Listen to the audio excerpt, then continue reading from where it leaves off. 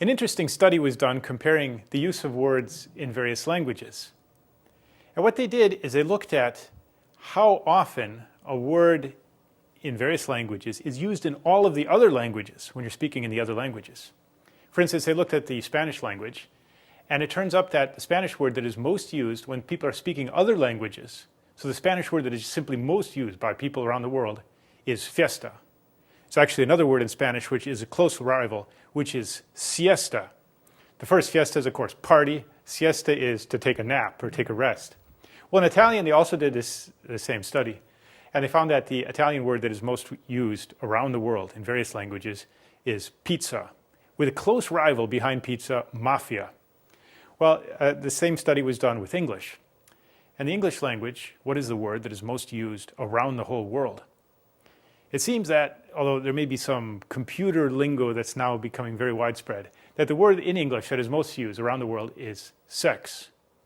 And yet, it's strange, ironic I'd say, that sex is used most often in a way which is not really respectful of what sex is really meant to be.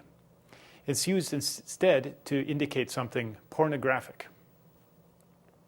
So it's strange that there's been almost a devaluation of the use of the word sex, while at the same time it's used more and more frequently, but in a way that doesn't really reflect what it's meant to mean. Instead, there's a new word that is being used more and more in society around the world, and it comes from English too, which is gender. And gender has a notion which has been separated from sex. And they don't use gender just to refer to the difference between masculine and feminine and neuter in various foreign languages. But they use gender to refer to one's self-identity, one's subjective identity, or one's identity in society, how one is socially recognized. And not just as being male or female, masculine and feminine, but also heterosexual, homosexual, bisexual, transsexual, and so on. Even to the point where there's potentially infinite number of genders. It depends upon, according to this gender view, or what I think is rightly called gender ideology, how one means to understand themselves and how they mean to be perceived within society. So where did this come from? Where did this idea of gender come from?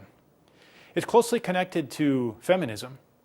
And it's interesting when one looks at the roots of feminism, if one were to go all the way back, you'd have to go back to Adam and Eve. You'd have to go back to the Garden of Eden. But we could also go back to Friedrich Engels, who predecessor of Marx. And Engels said that the dialectic of power struggle that is most fundamental in society and in politics is between man and woman. Well, some feminists have gone to the extreme of saying, well, to get rid of this dialectic, to surpass or overcome this dialectic, to reach a utopian level of peace, why don't we just do away with man and woman? Then we would no longer have this contrast. But I should first take a step back and explain the development of feminism throughout history, because feminism didn't begin from such a radical perspective. Feminism is normally considered to have had three waves. There's also various currents within these waves. But the first wave of feminism was the struggle for the universal vote, the universal suffrage. This was the aim of the first wave of feminism. The second wave of feminism was really represented in the United States by the movement to promote the Equal Rights Amendment, the ERA, the Equal Rights Amendment, which the second wave of feminism is characterized by the desire on the part of women to have everything that men have, to become like men. It's like a realization or an understanding of themselves on the part of feminists that they're missing something and they'd like to be like men. So we could qualify this second wave of feminism as androgynous, because the idea is to be just like men, which would be to obliterate any distinction, levels the differences off between men and women.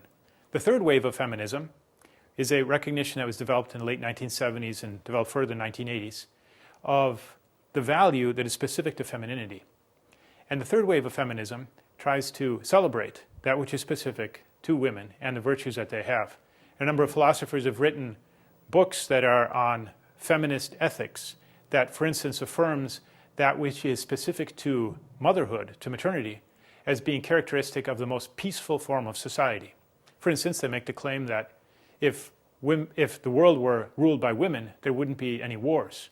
And they try to establish women in positions of power in order to avoid conflict, with the idea that the responsibility for conflict in society is often due to men. And so the third wave of feminism promotes women as having this special feminine characteristic. However, the anthropology that is behind much of the feminism that began really with Friedrich Engels leads towards an entire loss of identity based upon our biological differences. Because the view of feminism is one that abstracts entirely from our biological constitution. It says that our determination as man and woman isn't what really counts. What counts is our gender. It counts how we understand ourselves. And in order to overcome the differences and the conflicts in society, each person should be free to strive to be exactly the person that they want to be, whether they're heterosexual, homosexual, bisexual, transsexual, or whatever, that they should be free to experiment and to develop themselves according to their own identity.